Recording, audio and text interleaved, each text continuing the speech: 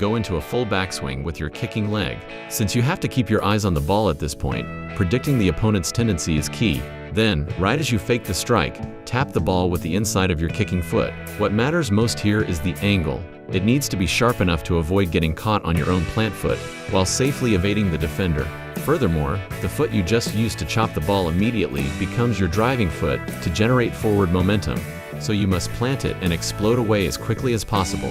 Since you are suddenly chopping the ball mid-swing, your touch can easily end up too heavy. It's best to keep the ball within an optimal distance of 1 to 1.5 meters, and achieving this requires a lot of deliberate practice. Second is a move where, because you naturally have to slow down right before shooting, you exploit that pause to suddenly push the ball once more along your original dribbling direction. I feel like this specific technique is something you execute completely instinctively, based on the defender's positioning during a game. It is also a highly utilized skill within the defensive third. The mere action of preparing for a shot or a long kick means your speed drops momentarily, causing the defender rushing to block you to pull the brakes and stop along with you. So, if you just touch it forward one more time, you can easily get a step or two ahead of the defender. Third is a feint technique where you use the sole or the inside of your foot during a shooting motion to stop the ball dead inside your body frame. Since this isn't a high-risk move designed to beat a defender instantly, it offers great security for retaining possession, though it can feel a bit frustrating when you need an immediate clinical finish.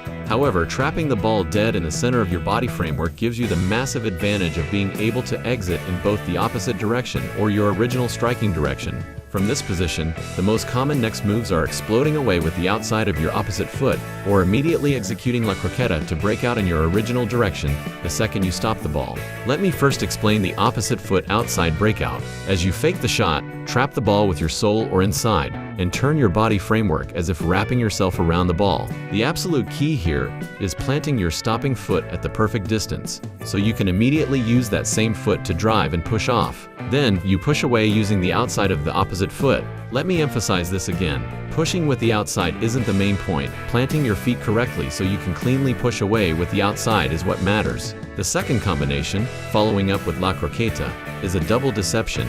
When you stop the ball with your inside right in the middle of your body, the defender naturally anticipates that you'll turn back the other way. Instead, you break out toward your original direction once more. As you go to shoot, trap the ball with your inside while planting your supporting foot. At that exact microsecond, snap the ball with your left inside to execute la croqueta. The core of this technique, common to all explosive dribbles, is that the stop and the immediate exit must look like a single fluid motion. It's not about stopping, pausing, and then going. The key is to burst away in one synchronized motion, exactly when the defender thinks you are coming to a halt.